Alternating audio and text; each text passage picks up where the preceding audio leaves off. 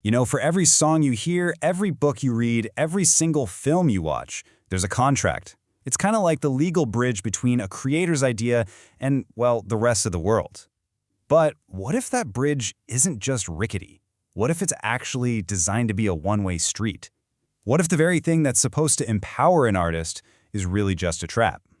Okay, let's dive into the fine print of the creator's contract. The Smiths' frontman Morrissey, he really didn't mince words, did he? And he pretty much nailed a feeling that so many creators have felt. This isn't just about art clashing with commerce. It's about a fundamental power imbalance that's often written right into the contract itself. So, to really get to the bottom of this, we're not just going off of stories or anecdotes, we're actually using a huge study from the European Parliament as our guide. It's a massive deep dive into the law and the real-world practice of these contracts, which gives us a solid, research-backed foundation for what we're about to talk about. So let's start at the very beginning. What's the fundamental deal here? What's at the heart of every single one of these agreements? It's called the contractual bargain, and on paper it sounds pretty straightforward. A creator hands over some rights to a publisher, and in exchange, they get their work out into the world and get a cut of the profits. It's supposed to be a partnership, or at least that's the idea. But you know, the idea and the reality are often worlds apart. And the research from the European Parliament is crystal clear on this. This bargain is almost never a negotiation between equals. There's a serious imbalance of power baked right into the system. And just look at this mismatch. On one side, you've got the creator. They're often brand new to the business, they're just desperate to get their work seen, and frankly, they might sign just about anything to make that happen.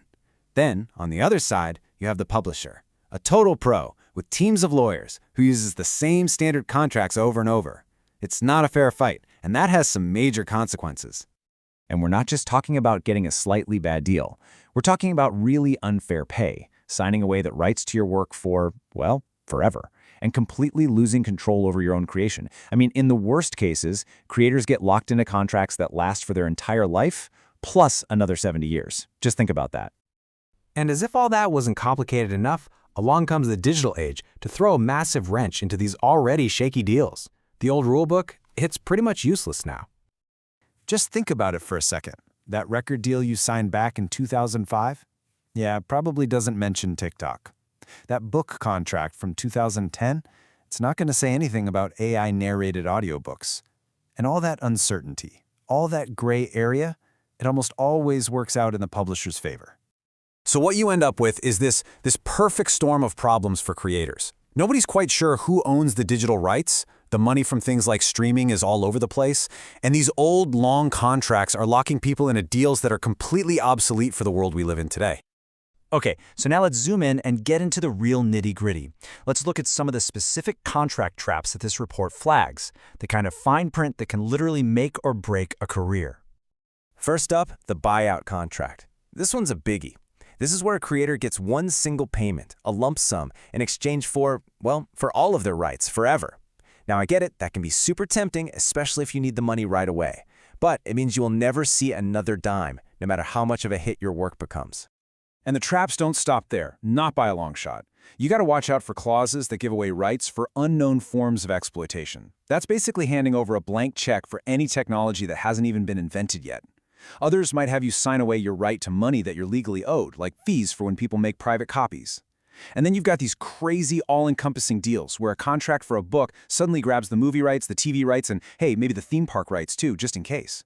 Which, brings up a really critical question. So let's say your book goes out of print, or your album isn't being promoted anymore. The company still owns the rights, but they're just sitting on them. Can you, the creator, get those rights back and maybe try to find a new home for your own work? So, the answer is, well, it's complicated. This ability to get your rights back is called rights reversion. The good news? It exists. The bad news? It is definitely not a get-out-of-jail-free card. The rules are different everywhere, and fighting to get your own work back can be a really long and really expensive battle.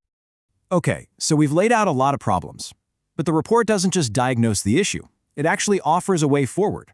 So let's look at the recommendations for how to build a fairer system for everyone. The study really boils its recommendations down to 4 key steps. It's all about restoring that original bargain, making sure people get paid fairly, creating contracts that can actually adapt to a changing world, and at the end of the day, strengthening the creator's position. Let's break that down a bit. Step 1. Restore the bargain. This is absolutely the cornerstone. It means if a publisher gets the rights to a piece of work, they should be legally required to actually do something with them. They can't just buy the rights and then bury it in a drawer. The contract has to be a two-way street. Now, steps 2 and 3, these are all about the money and the future. This means creating a right to fair pay that's unwaverable. That's a baseline protection that you literally can't be forced to sign away no matter what the contract says. It also means regular, transparent accounting so you can actually see where the money's going. And, critically, it means shorter contracts and revision clauses so that you can renegotiate a deal when the world, inevitably changes. And the final step is all about leveling that playing field. This means encouraging creators to band together, to negotiate as a group. It means creating fair, balanced sample contracts. And maybe most importantly, it means educating artists so they actually know what they're signing from day one.